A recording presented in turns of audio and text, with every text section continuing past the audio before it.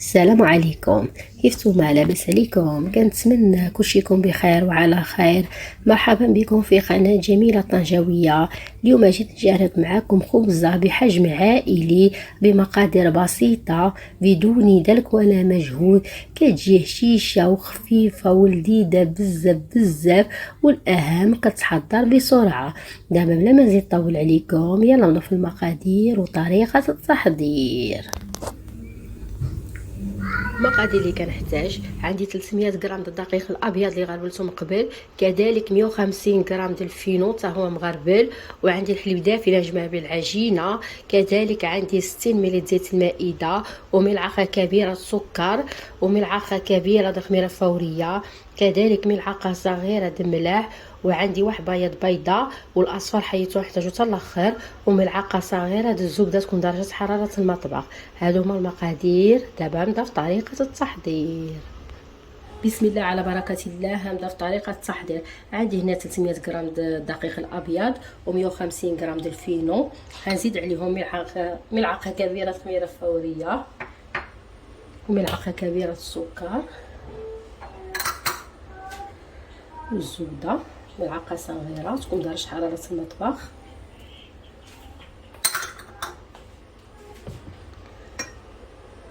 بيض بيضه،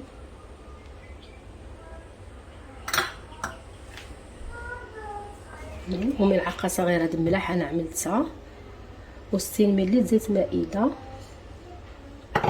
وغنبدا نعجن العجينه ديالي بحليب دافي.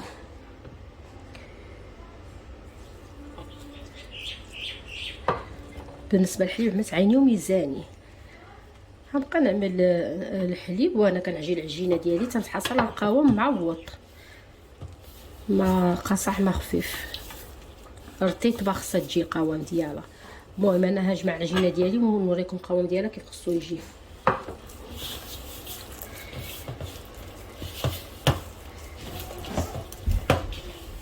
العجينه هي كنجمعوها بدون دلك ولا مجهود.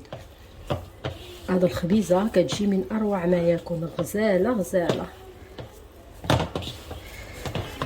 انا جمعت العجينه ديالي كما كتشوفوا معايا. هذا هو القوام ديالها، القوام ديالها رطب كما كتشوفوا معايا، ما كتسدلك ما والو. انا قلتلكم هاد الخبيزه بدون دلك ولا مجهود. العجينه صافي. دابا كندهنها بالزيت، ندهنها غير شويه الزيت،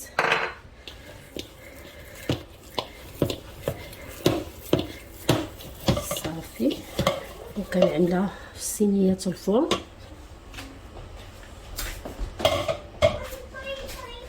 اولا المول صافي. وكنبقى نقرصها. المول اللي دهنتو بالزبده ورشيتو بالفينو صافي. وكنبقى نقرص العجينه ديالي. بالنسبه للقطر د هاد المول ديالي عندي فيه عفوا 30 سنتيمتر.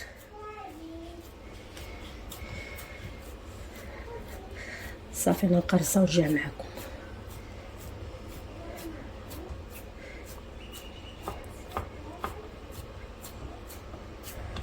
صافي انا قرصتها كما كتشوفوا معايا. دابا هنقطعها انا،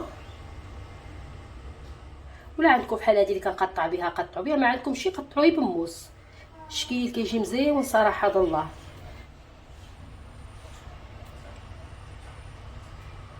بالطريقه هذه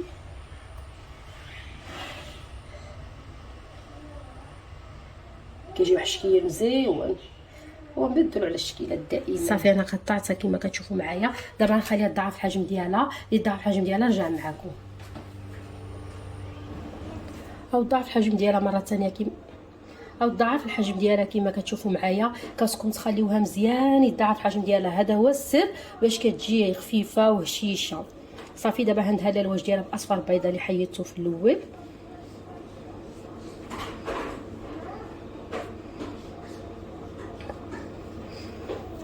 الخبيزه كتجي كتحمق،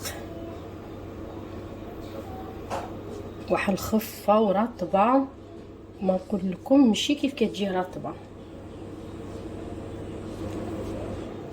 في هاد الاثناء الفران عندي كيسخن على 200 درجه من فوقي ومن تحت. انا عندي الفرن الكهربائي اللي كنطيب فيه، وكل واحد الفران ديالو كيف كيتعامل معاه.